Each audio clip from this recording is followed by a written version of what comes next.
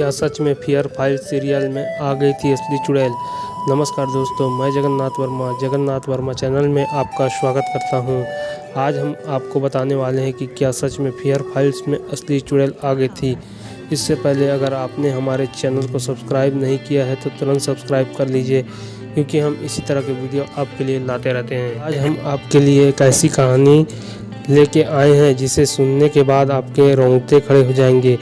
क्या आप जानते हैं जिस जगह पर भूतिया सीरियल या भूतिया फिल्म की शूटिंग होती है वो जगह अपने आप भूतिया बन जाती है, या यूँ कह सकते हैं कि ऐसी जगह में भूतिया सीरियल शूट होते हैं। जब कोई भी शूटिंग किया जाता है तो जगह के हिसाब से उसका माहौल तैयार किया जाता है ताकि वो बिल्कुल असली लगने लगे। तो फियर फाइल्स जैसे सीरियल, जिसे लोग सत्य घटना पर आधारित मानते थे, ऐसा मानते थे कि इसमें जो कुछ बताया जाता है वो बिल्कुल सच्ची घटना होती है। आज हम आपको फियर फाइल्स की एक्ट्रेस के साथ घटित घटना के बारे में आपको बताने वाले हैं। यह मामला तकरीबन 9-10 साल पहले का है, जब फियर फाइल्स नया शुरू ही हुआ था। फियर फाइल्स का यह पहला सीजन था। यह वाक़या सरोजनी नाम की लेडी की आंटी के साथ बीता था। उनकी आंटी जो एक एक्ट्रेस थी जो पुणे से मुंबई आई थी। मुंबई आने के बाद उन्हें लगातार काम मिलना भी शुरू हो गया था। इनके पति अपना बिजनेस किया करते थे। बिजनेस के चलते उन्हें मुंबई से पुणे, दिल्ली, चेन्नई आदि शहरों में जाना पड़ता था। अभी फ़िलहाल ये मुंबई के फ्लैट में शिफ्ट हुई थी और थोड़ा काम कर रही थी। उस समय फियर फाइल्स काफ़ी हिट हो गया था। जो इस सीरियल को देखती थी तो उनको लगता था मुझे इस सीरियल में काम करना है, इसमें मुझे मज़ा आएगा। वो जहाँ शिफ्ट हुई थी उनकी फ्रेंड 15 से 20 किलोमीटर की दूरी पर शिफ्ट हुई। वह भी एक एक्ट्रेस थी। उनको ज़्यादा काम नहीं मिल पा रहा था, लेकिन सरोजनी की आंटी को अच्छा काम मिल रहा था। सरोजनी के अंकल को किसी काम से पुणे जाना पड़ा। उनकी आंटी अकेले रह गई। अब वो जिस दिन निकले घर से, इनको फियर फाइल्स के डायरेक्टर की तरफ से फ़ोन आता है, आपका सिलेक्शन फियर फाइल्स में हो गया है, ये शूटिंग करने जाती हैं। वहाँ की कहानी इंटरेस्टिंग लगती है। इस कहानी में जो चुड़ैल दिखाई जा रही थी वह बहुत ही खौफनाक थी। इस चुड़ैल का हुलिया असली भूत के जैसा था। रात को वो जिस फिल्म सिटी के ऊपर शूटिंग कर रहे थे तो कई बार उस चुड़ैल को फिल्म सिटी वाले ही डर जाया करते थे। शूट करते करते 3 दिन बीत चुके थे। 3 दिन में चुड़ैल का चेहरा इतना दिमाग में उनके छप गया था कि चुड़ैल का हुलिया कुछ ऐसा था। आधी जली हुई हरे रंग की साड़ी पहनती थी, हरे रंग की चूड़ियाँ पहनती थी, उसका पूरा गेटअप हरे रंग का था, और जब वो हंसती थी काफ़ी ज़्यादा डरावनी दिखती थी। वो अमेजिंग एक्ट्रेस थी जो चुड़ैल बनी थी। वो फेस ही ऐसा बनाती थी कि उसको कोई भी देखकर डर जाए। शूट के 3 दिन हो गए और सरोजनी की आंटी उस एक्ट्रेस से डरने लगी थी जो चुड़ैल बनी थी। शूटिंग का आखिरी दिन था। दिन में एक एपिसोड ख़त्म हो जाता था। इनको इनकी फ्रेंड का कॉल आता है, मुझे मुंबई आए काफ़ी दिन हो गए हैं, तुम मुझसे काम में व्यस्त हो और मुझसे मिलने नहीं आओगी। सरोजनी की आंटी कहती है, ऐसी बात नहीं है, मैं शूट ख़त्म करके तुम्हारे ही आती हूँ। वो शूटिंग ख़त्म करके अपने फ्रेंड के घर पहुँचती है। वहाँ खाना खाती है। खाना खाते और बात करते करते रात के 11 बज जाते हैं। फिर वो घड़ी देखती है और बोलती है, मुझे बहुत समय हो गया है, मुझे घर जाना है और आराम करना है। वो घर जाने को निकलती हैं। जहाँ पर घर था थोड़ा अंदर के इलाके में था।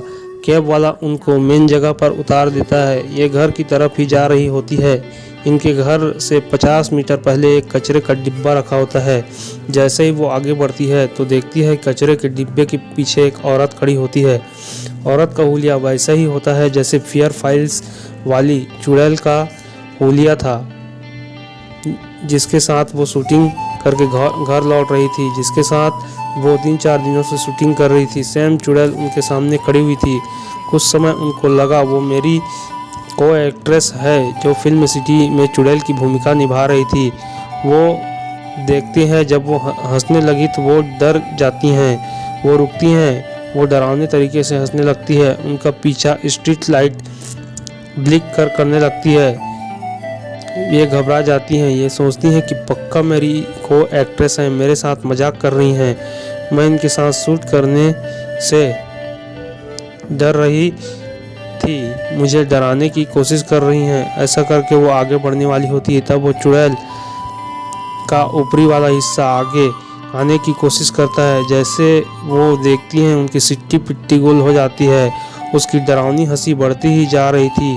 लोग आसपास से आ जा रहे थे लेकिन कोई भी नोटिस नहीं कर रहा था। ये बहुत ज़्यादा डर गई और भागते भागते उन्होंने सोचा घर के आगे एक साईं मंदिर है, वहाँ जाकर रुकती हूँ।